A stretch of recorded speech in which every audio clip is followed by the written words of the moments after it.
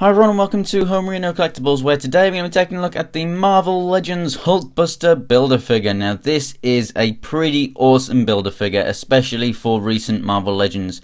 It's the biggest Build-A-Figure that we've got from Hasbro Marvel Legends, and that is a massive, massive achievement. So let's start off with the paint on this figure. As you can see, we have really nice shiny gold throughout and silver, but here on the arms we have molded gold plastic, so it doesn't look as good as the rest, but it does match up quite close, so I'm alright with it. As you can see on the faceplate there, like I said, we've got the nice shiny gold with the silver and black trim, which looks really cool. However, on the arc reactor here, it should be white with maybe like a hint of blue, but it's kind of peach. It's got a bit of like kind of creamy look to it, whereas down here on the knees where we've got white right there, and over on the back in these sections it's pure white. So I really do wish that that was pure white, or maybe it had a hint of blue. But yeah, as for the rest of it, as you can see, it's got very nice silver and gold paint apps throughout. It is basically all molded red plastic, apart from those outer arm pieces right there. So they've done very, very well with the paint app. It's very, very nice. As for articulation for this figure, as you can see, the head, it probably sticks up more than it would on the Hulkbuster in the movie, just so that you can get a bit more articulation out of it, and I think that that is good. So you can make him look up and make him look down on that hinge too, and obviously you got a ball joint in there, so you can rock side to side and look left and right and whatnot. So very, very good articulation with Hulkbuster. It means that you can actually get some half decent flight poses, and you can look down at most figures, so it looks really, really good. This diaphragm joint I have a problem with, and basically, so you can move it left and right, but as you can see, when I move it, it flicks back because mine's actually stiff down here.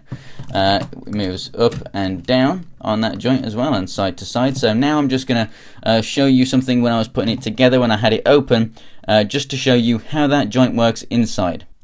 So basically this is how this part works. You have the back piece, which literally slots over this square tab, and that's where you get the rotation at the diaphragm, basically. So you've got your pivot and your up and down at the ball joint and whatnot. It's basically just that ball joint down there. Now that's so stiff that when I turn this, I'm barely actually turning the ball joint at the bottom there. I am turning it, but very, very slowly. I'm mostly just twisting this long stick, and I really don't want to break that, but that's what I feel like I'm going to do. So it's very, very annoying. Be very careful with that. It is very stiff down there, so I don't know what you're going to be able to do to fix it if it is extremely stiff and you can't move it left and right, basically. But that's pretty much how that works, so just be very careful of that joint. That is probably the worst thing about this figure. It's not just a conventional ball joint that's nice and loose. It's extremely stiff. And now that we are back, so yeah, that's something to consider. Basically, as you can see, mine does stick slightly over to that one side, so just be very careful with that. You know, with mine being stiff, I can't really move it. Maybe one day it will decide to move for me, maybe applying some heat there, but I don't really care too much. But you know, it is a little something to consider. So at the shoulders, it comes all the way up and all the way around. We have a rotation at the top part of this joint and at the bottom part of this joint, which is also a single jointed elbow, which is kind of squeaky there. And then we also have a little bit of rotation in the wrist, and it also goes in and out. Down at the hips, they come out this far, and they go forward and a little bit back too. We have a rotation at the upper part of the thigh. We even have some decent knees right there, and then ankle pivot is really, really good on this figure, so you can get a nice wide stance, as you can see, very good. And then the feet also go forward and back, and they can rotate left and right as well. So Hulkbuster stands 10 inches tall, so here we can see him next to the Build-A-Figure Thanos and next to the Age of Ultron Hulk, which I think it does look pretty good next to it. However, it's not the perfect scale, because not only have there been obviously tons of images from the film showing this, but also there is actually a one-to-one version of this that was shown at like Comic Cons and whatnot, different conventions, whereby people basically, average heights of people came up to about the crotch plate right there, and there's actually images from the film that actually show Iron Man standing that big next to it in like promo pictures. As you can see, he stands to his shoulders to that crotch plate, so he's at the very least a head shorter than it should be. So, and that's the entire proportions of it, not just height. So it should be a little bit bigger. It's quite obvious when you look at the size of the head of this figure right here next to the head of the Hulkbuster. It's quite a lot too small.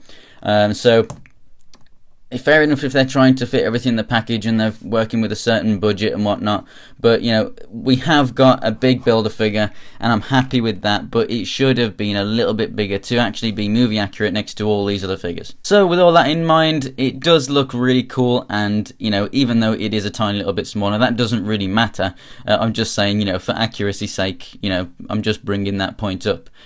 So I would definitely recommend this figure because I think that the figures in the wave that make it up are really, really good. I'd say try not to pay too much for it if you're trying to find it on its own, but I definitely think it's a great Build-A-Figure. It's got really great articulation apart from that waist piece, which I just don't really like the design of.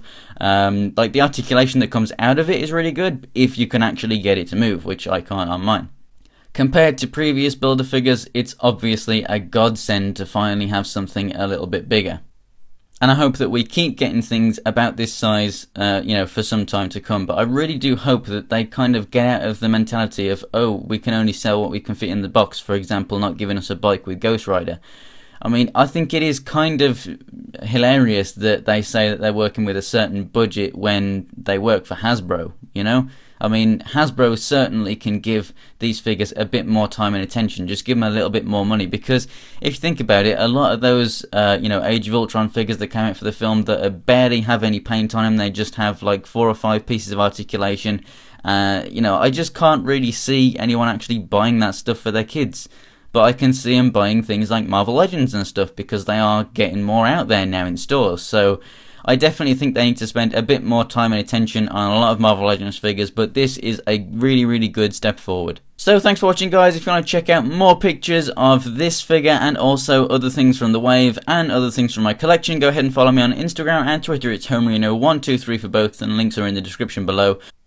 And I've also started streaming on Twitch, so I'll stream about 2 or 3 times a week from both PC and PS4, and I'm Homerino123 over there on Twitch too, so the link for that is in the description below. And if you want to see more Marvel Legends reviews and much, much more, go ahead and subscribe. So thanks for watching, guys, and I'll see you next time.